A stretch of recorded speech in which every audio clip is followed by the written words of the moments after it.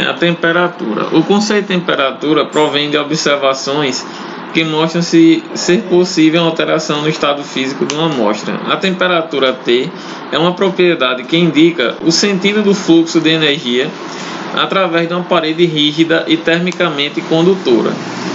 Se a energia passa de A para B, quando dois corpos A e B estão em contato, dizemos que a temperatura de A é mais elevada do que de B. Não existe uma substância de uma temperatura menor ceder calor para uma de temperatura maior, certo? O que vocês têm que prestar atenção aqui, ó, temperatura alta, uma parede diatérmica, a parede mais baixa. Temperaturas iguais, certo? Temperatura mais alta para uma temperatura mais baixa, tá ok? É conveniente, certo, fazer a distinção entre dois tipos de fronteira que podem separar dois corpos. A diatérmica, quando há condução de calor. Se a mudança de estado é observada quando dois corpos com temperaturas diferentes são postas em contato. A diabática, quando não há condução de calor. Se não há nenhuma mudança de estado, mesmo que dois corpos tenham temperaturas diferentes. Uma garrafa térmica é uma aproximação de um recipiente adiabático. Nós sabemos que ela conserva a temperatura do líquido quente ou frio por determinado tempo. Mas isso daí não é uma garantia, não é para a vida toda, né? Não existe essa máquina perfeita que consiga isolar essa troca de calor.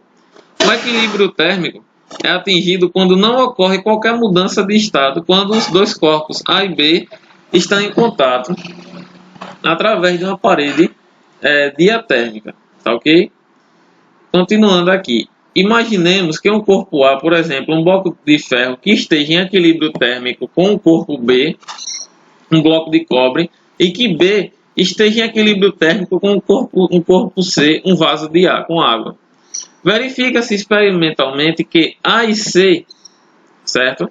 Que é o bloco de ferro e a água, estão em equilíbrio térmico quando eles são opostos em contato. Essa observação é resumida pela lei zero da termodinâmica. Se A está em equilíbrio térmico com B, mesma temperatura, e se B está em equilíbrio térmico com C, então C também está em equilíbrio térmico com A, estão interligados. Esta é a lei base do conceito de temperatura e justifica o uso de termômetros como instrumentos de medida da temperatura, certo? Em resumo, a temperatura é medida do grau médio de agitação térmica das partículas, moléculas, que constituem a substância. No estudo dos gases é utilizada a escala absoluta K, Kelvin, e no Brasil a escala usual é Celsius. Portanto, para transformar Celsius, representada por T em Kelvin, temos T é a temperatura em Celsius mais 273. Por exemplo, TK, né, em Kelvin é igual a temperatura em Celsius, né, mais 273. Por exemplo, se o dia está, né, nesse calorzão aí, 37 graus, então a temperatura em Kelvin, certo, vai ser o valor dos 37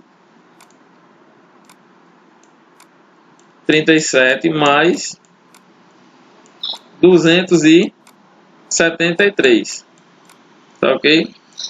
Então, a temperatura em K vai ser 310 Kelvin, tá ok? A lei dos gases, a primeira lei, viu? A lei de Boyle. A temperatura constante, o volume ocupado por uma quantidade fixa de gás é inversamente proporcional à sua pressão. É o PVT por fotão na minha época, né? O P1V1 é igual a P2V2, certo? As transformações gasosas nas quais variam a pressão e o volume, que é aqui P e V, mas a temperatura permanece constante, chamam-se transformações isotérmicas. Iso quer dizer igual, né? Aí vamos ver aqui, por exemplo, vamos supor que uma substância que um gás, quer dizer, né, esteja com pressão de 2 atm, certo? E o volume dele seja de 3 litros. O que será que acontece se a pressão 2 eu passar para 5 atm, certo? O que é que vai acontecer com o volume 2? Vamos lá, só jogar na expressão, né? P1V1 é igual a P2V2, certo?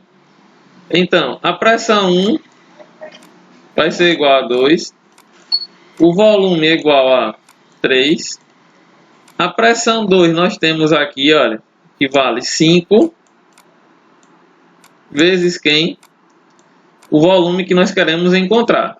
2 vezes 3, 6, né? É igual a 5V2, né? Vou colocar aqui uma régua, né? V2, né? É igual ao número 6 dividido por 5, né? Então, volume 2, né? 6 dividido por 5 é 1,2 atm.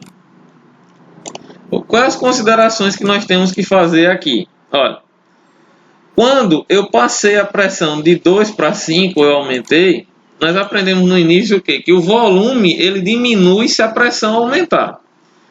Então, o volume no início era quanto? 3 litros, né? Quando eu aumentei a pressão, que passei de 2 para 5, qual foi o novo volume aqui? 1,2.